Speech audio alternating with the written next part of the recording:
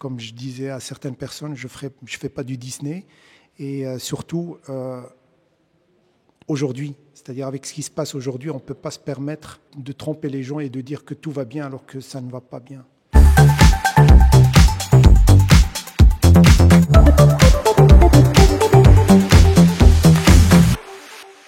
Amal, c'est une prof qui prône la liberté d'enseigner, la liberté d'expression. Moi, j'interprète le personnage de Monia, qui est une jeune fille de 17 ans, je dirais. Pas plus, hein. Pas plus que 17 ans, qui est victime d'harcèlement.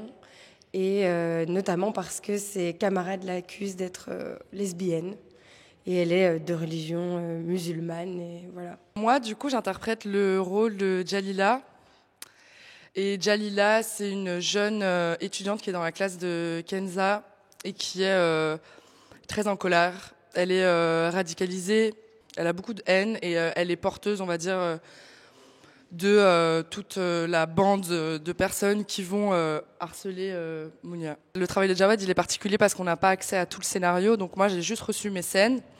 À la base, j'avais pas candidaté, on va dire, pour ce rôle-là, et puis finalement, Jawad m'a proposé de faire ce rôle. J'ai eu un peu peur, je pense, parce que c'était un peu loin de moi, et puis finalement, en fait, j'ai vite réussi à me mettre dans la peau de mon personnage et à l'interpréter, mais c'était un défi, on va dire, quand même, au final, parce que c'est pas du tout ce que je suis dans la vie de tous les jours. La première partie du travail, moi, ça a été aussi de comprendre qu'est-ce que c'était qu'être homosexuel face à une communauté qui rejette et qui condamne. Et après, je pense que ça a été plus en commençant à tourner avec tout le monde que je me rendais vraiment compte du fait qu'il y avait d'autres enjeux dans ce film que j'avais pas forcément découvert moi en lisant mon petit bout de chemin. En dehors de Lubna, tous les acteurs n'ont pas accès aux scènes des autres.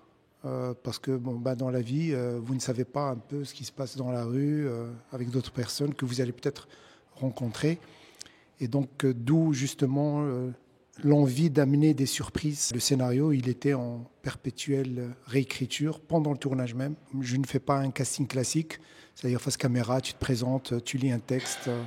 C'est plutôt un casting, enfin un long casting en fait, où il y a justement des textes d'improvisation, où ils jouent un rôle, puis tout de suite, ils doivent jouer le contraire, etc. Et donc, pour voir justement ce qu'ils peuvent m'amener, il y a un canevas, il y a un texte, il y a des dialogues, mais je leur demande d'oublier complètement. On travaille les impros, par exemple, il y a une scène en classe où il y a une discussion entre deux groupes. C'est une impro que j'ai déjà travaillé avec eux avant, mais ils ne savaient pas qu'elle allait se reproduire en classe.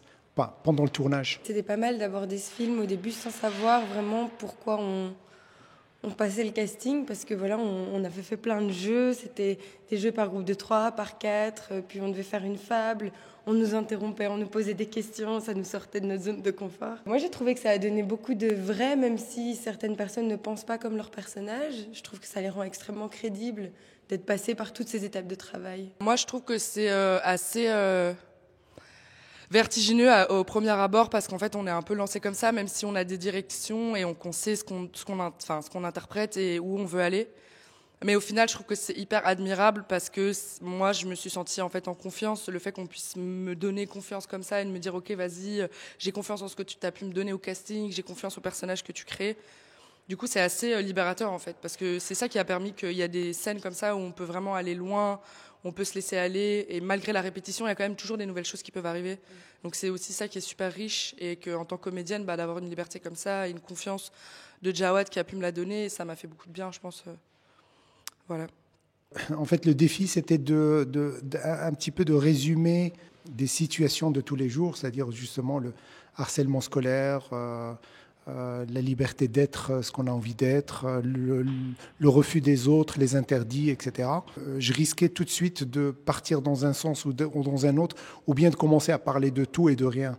Donc il fallait trouver cet équilibre, et le trouver, c'était justement à travers les personnages, les acteurs, les actrices, etc. Je prends juste un bête exemple, c'est Kenza dans la classe. Les autres ne savaient pas qu'elle allait se lever, réagir par rapport à ce qui se disait. Et donc j'attendais avec impatience la réaction des autres, en sachant que dès le départ, il ne devait pas s'arrêter tant qu'il n'y a pas coupé. Moi, du coup, Comme c'est pas ma religion de base, j'ai beaucoup lu là-dessus. J'ai regardé beaucoup de documentaires, j'ai regardé la télé aussi, pas mal. J'ai vraiment dû faire un travail de recherche en fait pur. Et puis finalement, je me suis juste rendu compte que j'allais devoir aller chercher de la colère. Et même si ce personnage est très loin de moi, je me suis juste dit, mais en fait, je pense qu'à un moment dans ma vie, ou quand j'étais adolescente, que j'étais perdue, que je me reconnaissais pas, je me suis dit, mais en fait, j'aurais pu peut-être un jour tomber là-dedans. Et je pense que tout le monde, en fait, à un moment donné dans sa vie, on peut se retrancher comme ça dans des choses un peu extrêmes. J'ai été puisée là-dedans, en tout cas beaucoup dans ma colère personnelle, en fait. Parce que c'est beaucoup de la colère, finalement, c'est pas très justifié. Il n'y a pas de logique, je pense. C'est très impulsif comme caractère. J'ai rencontré beaucoup de professeurs qui n'osent pas parler, qui n'osent pas enseigner, qui n'osent pas s'exprimer et finalement qui font un travail robotique, comme le dit Sylvie dans le film. C'est-à-dire, je me contente aujourd'hui de venir, d'enseigner, de rentrer chez moi. Je trouvais ça malheureux parce que moi, quand un prof rentrait en classe, on se levait, on n'osait même pas contester une phrase de son cours. Et aujourd'hui, la situation s'inverse. Alors qu'ils font un métier formidable, ils sont abandonnés. C'est l'occasion de les mettre au devant de la scène, en quelque sorte, à travers Amal. Moi, ce qui à chaque fois me surprend... Elle, on la déteste. On me déteste.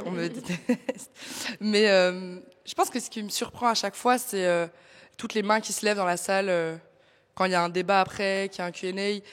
Toutes les mains qui se lèvent, qui ont envie de réagir, qui ont besoin de donner leur avis ou de féliciter ou de parler d'un vécu personnel. Il y a beaucoup de personnes, et des fois il y a des personnes même du corps enseignant qui prennent la parole et qui disent que elles se reconnaissent dans ce qui est amené à l'image et ça, je trouve que c'est fort en fait. C'est un peu pour ça que je fais du cinéma en fait. Enfin, genre, j'ai pas envie de faire. Ça m'intéresse de faire des films qui parlent aux gens en fait. Là, c'est bon, c'est réel, c'est concret, c'est ce qui se passe aujourd'hui et ça fait du bien, je pense. Des films où après ça libère une parole et même si on n'en parle pas directement dans la salle, après les personnes viennent nous voir pour discuter avec Jawad beaucoup. Enfin, c'est hyper intéressant et ça vient en rajouter de la matière au film en fait. Et c'est, je pense vraiment pour ça que ce film existe. Je rejoins beaucoup Ethel sur le fait que je trouve que c'est un film qui ouvre le débat. Et c'est ça qu'on voit à chaque fin de représentation, c'est les gens ont un avis, les gens se posent des questions, vont vers l'autre, discutent. Et donc voilà, ça ouvre le dialogue en tout cas. Et c'est pour ça qu'on fait du cinéma, je pense. Voilà. Merci beaucoup à vous trois. Merci. Merci. Merci.